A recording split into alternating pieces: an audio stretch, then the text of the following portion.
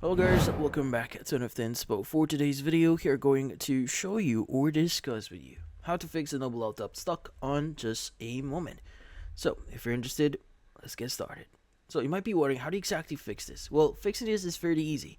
So, first things first is you want to go ahead and basically get to your laptop and you want to look for very specific keys. So, the keys that we are looking for is going to be the Windows key, which in this case is going to be the Windows icon that you see here, this one. And you want to look for the X key as well. So, in this case, in here. Now, what you need to do is you want to press these two keys together alongside your power button. Now, you want to hold this for a few seconds until your laptop actually restarts. Now, this will force restart your laptop, and typically this will solve any issues you're having with the just a moment screen here.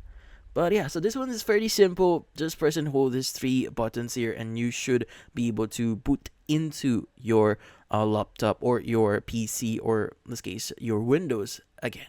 So yeah, so again, if it turns up, just click on or press on the power button again to turn it on. But in this case, that's it. So hopefully this video was able to help you. Like and subscribe to NFT Inspo. Thank you for watching.